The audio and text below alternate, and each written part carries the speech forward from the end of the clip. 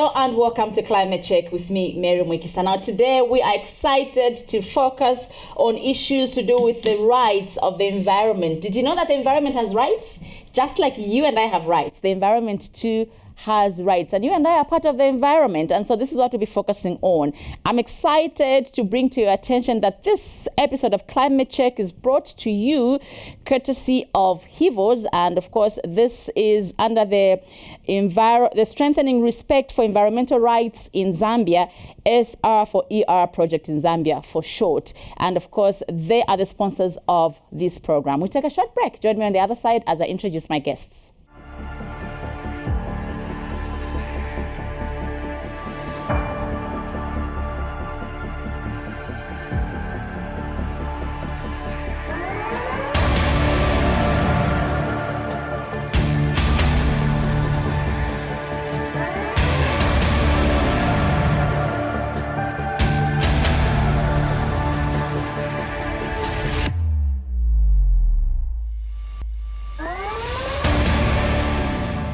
Welcome back to Climate Check, and of course today we are trying to get the project overview of the SR4ER project in Zambia and appreciate its role and also hear what are the anticipated outcomes at the end of this project. And of course joining me in studio I have with me Mr. Vuyo Mapango, who is a SR4ER project coming from HIVOS. Thank you so much for making time.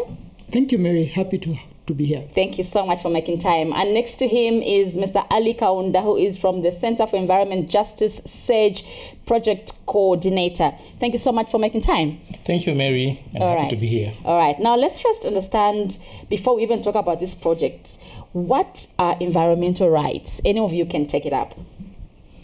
Environmental rights are legal or moral entitlements that communities or individuals have to a sustainable, clean, and healthy environment. Mm-hmm. Yeah. Okay. And are there any examples that you could cite, Ali, about in line with environmental rights?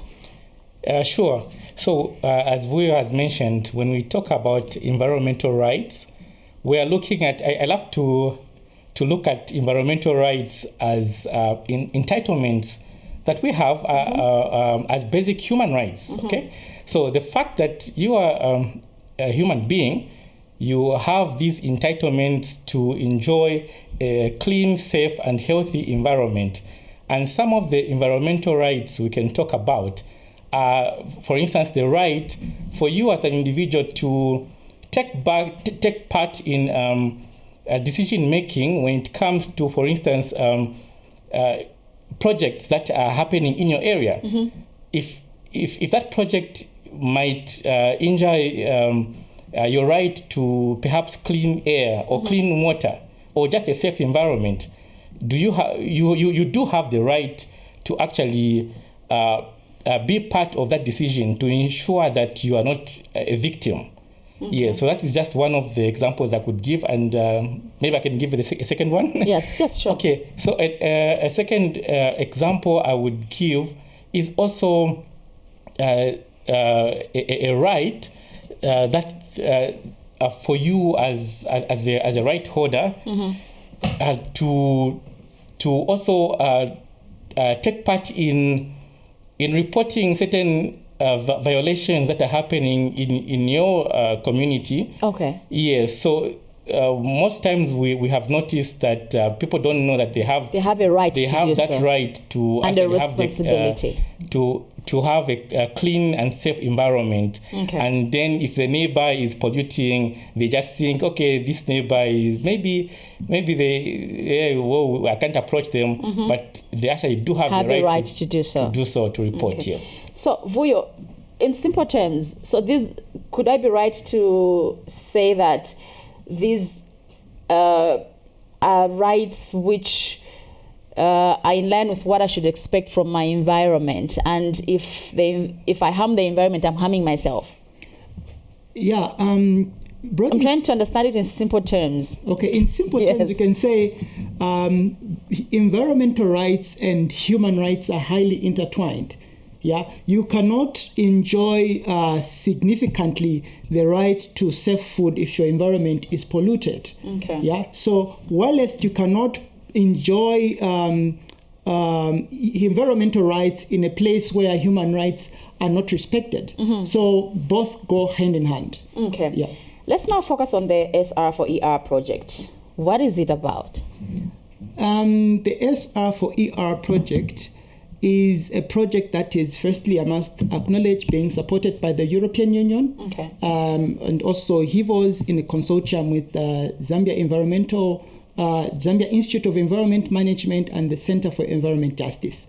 The project is taking a holistic approach in supporting communities to demand for the respect of their environmental rights. Okay. But it's also supporting, on the other hand, duty bearers such as parliamentarians, such as the police, regulatory authorities such as ZEMA, WAMA, in advancing laws or a legal framework that reinforces people's right to a healthy and safe environment. Okay.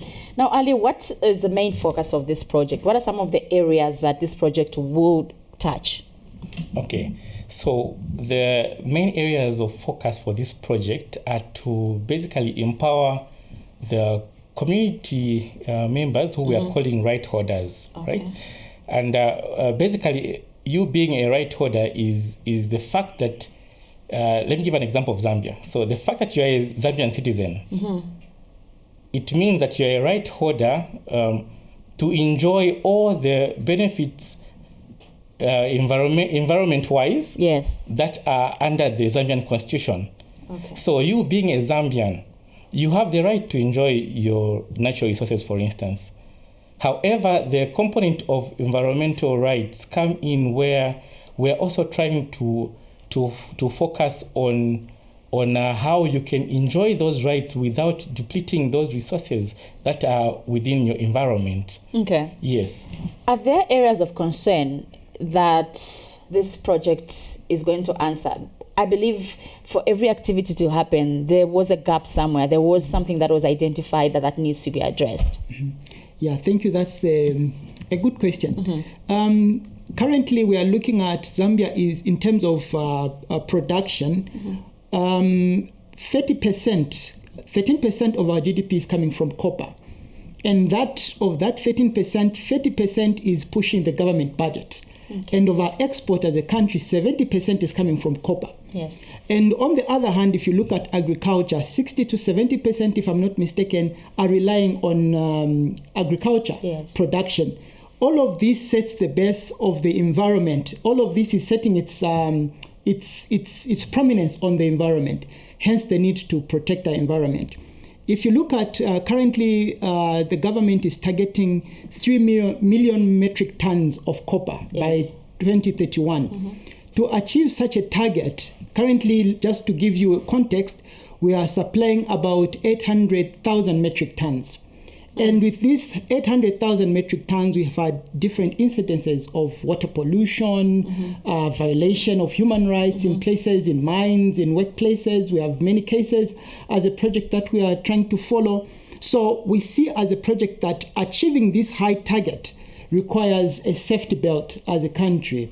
And this demands for us as a country to deliberately put in place policies that will safeguard the environment, because, we are trying to take a quantum leap of about 275% increase in our current production. So that means we need to game up as a country in terms of regulations, in terms of protecting this environment and protecting also its citizens. As project lead, I'm particularly concerned when it comes to rural populations, because many people do not really focus on these people. Exactly. What happens to displacements? How do we prepare for this? What happens to issues of enforcing our regulatory systems? How do we make sure that the polluter pays for crimes? For example, issues we are seeing on the copper belt. So for us as a project, those are areas of serious concern and areas that have gotten our attention, and we're interested in that. So now, Ali, yes. If I can also just add on to the question that you asked, Vuyo. Yes. Yes. So the project as well has been inspired by the realities that we are facing.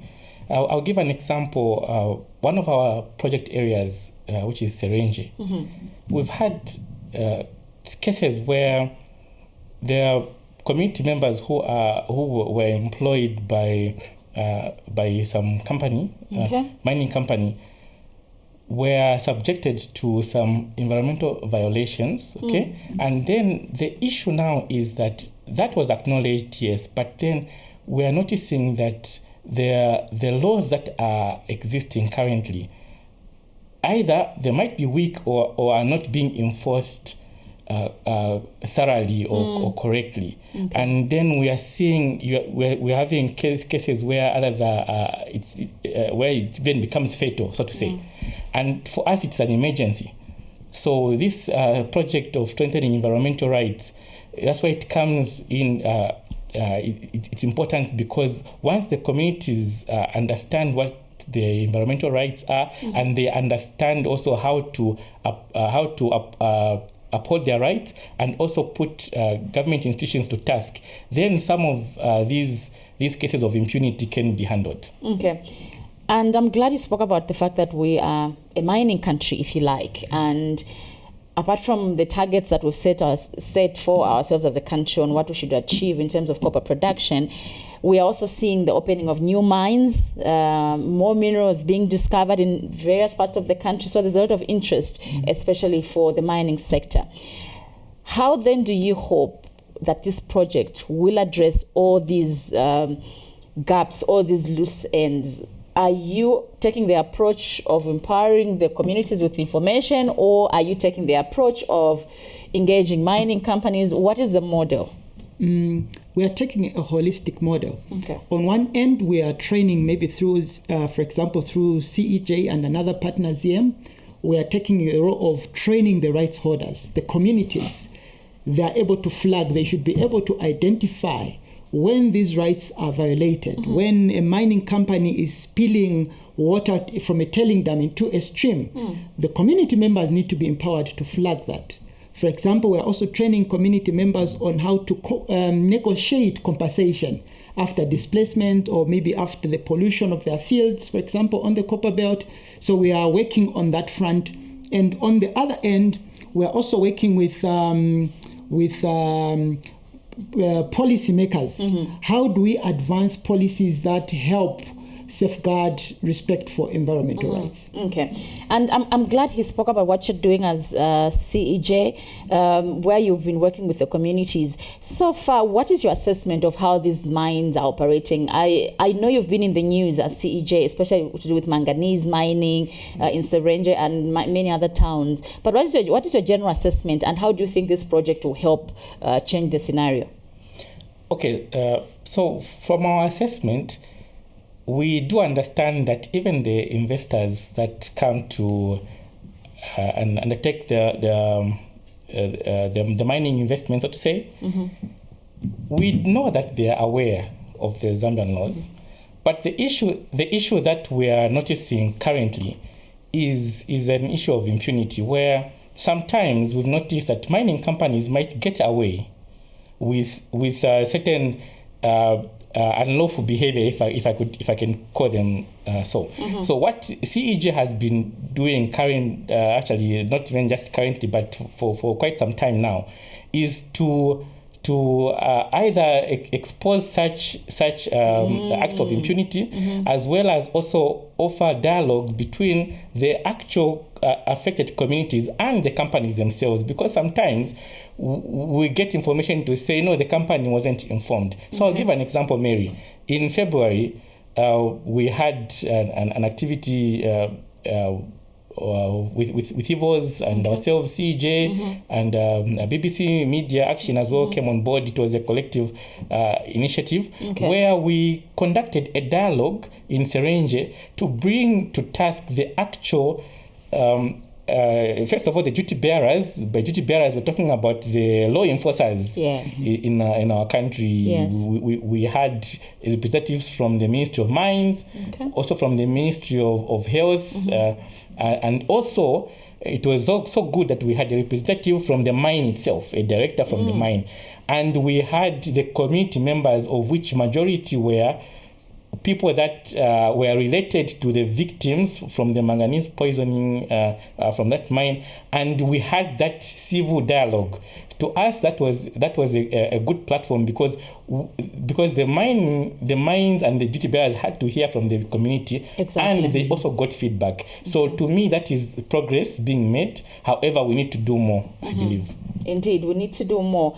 I would like to also find out from you, Vuyo, how can members of the community be a part of your project? How can they take ownership of this project and make it a success, especially in communities where there are all these violations going on?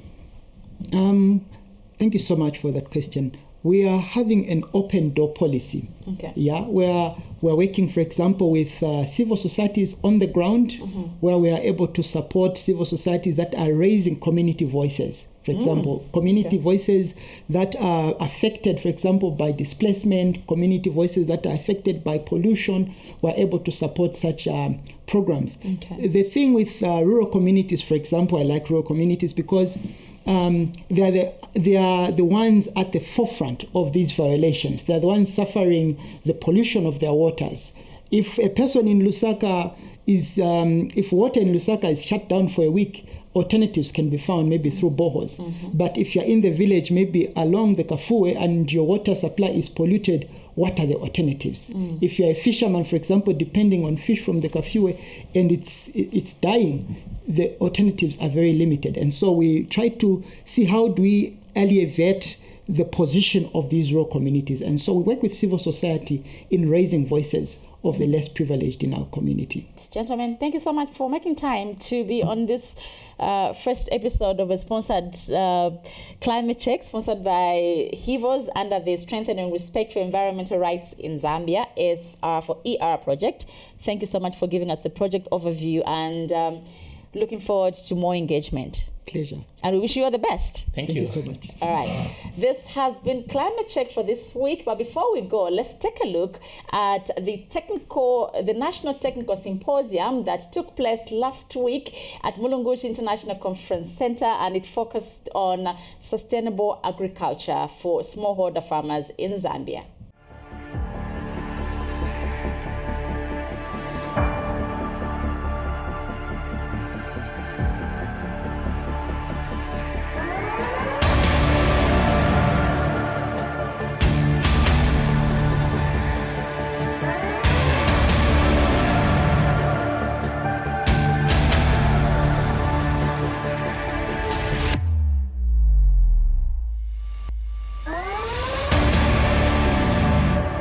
In a quest to promote knowledge exchange, key innovations that can enhance production and productivity in the agriculture sector, the Food and Agriculture Organization (FAO) of the United Nations in Zambia held the National Technical Symposium on Sustainable Intensification of Smallholder Farming Systems in Zambia, SIFAZ, in Lusaka.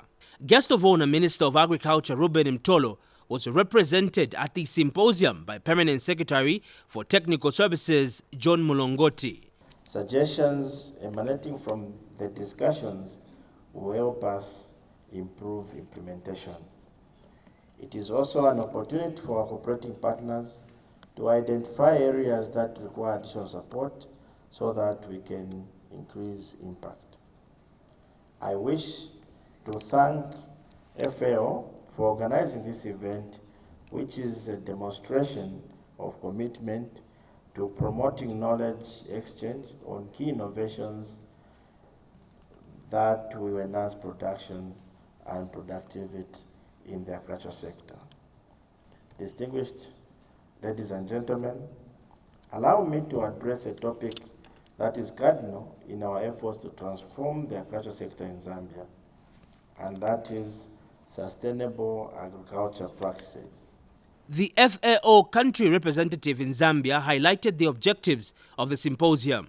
The symposium that started today is a unique opportunity, I would say, to gather key stakeholders. I'm talking about the farmers, cooperating partners like EU, who is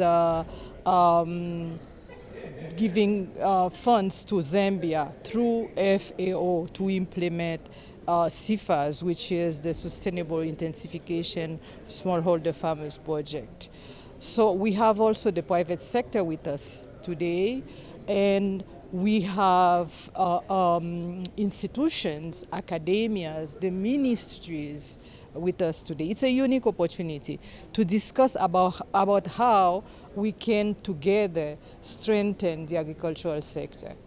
As you know, on the SIFAs, we have a very strong component of research led by CIMMYT, where CIMMYT is proposing, let's say, key SIPs that farmers can adopt to increase their production. But at the same time, this symposium is an opportunity to look at what is missing for the agricultural sector to be effective, to be productive.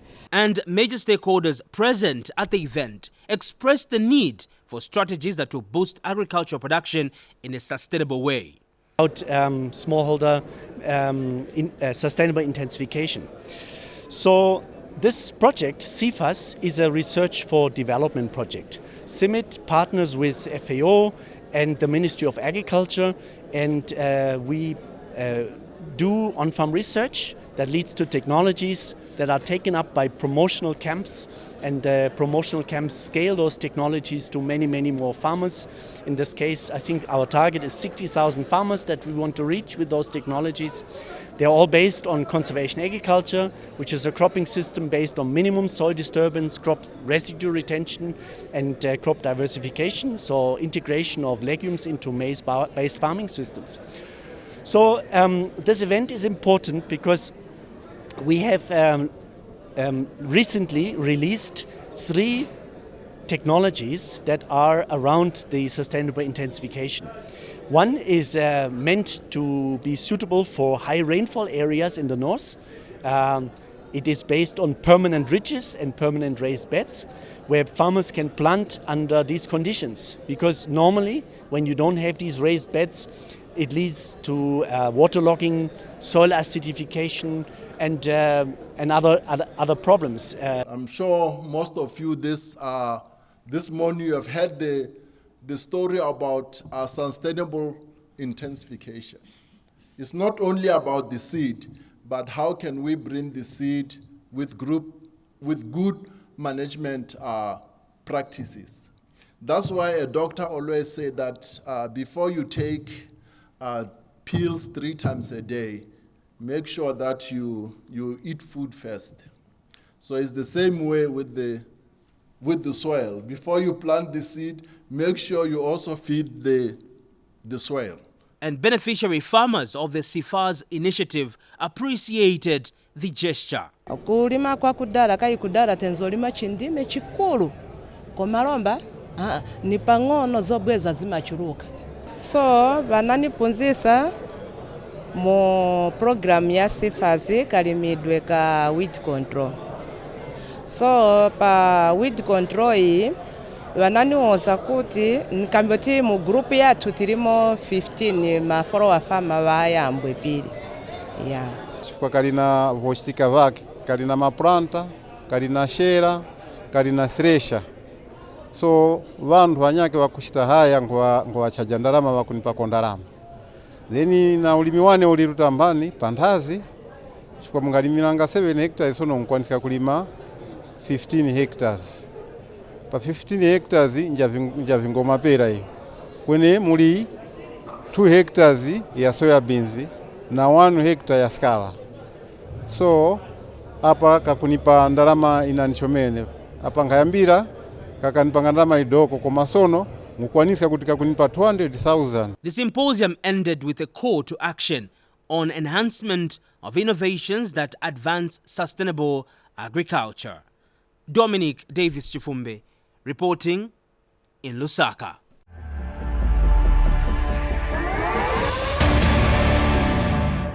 All right, we've come to the end of Climate Check for this week. Make a date with me next week. Same time, same channel. Thank you for watching. Goodbye.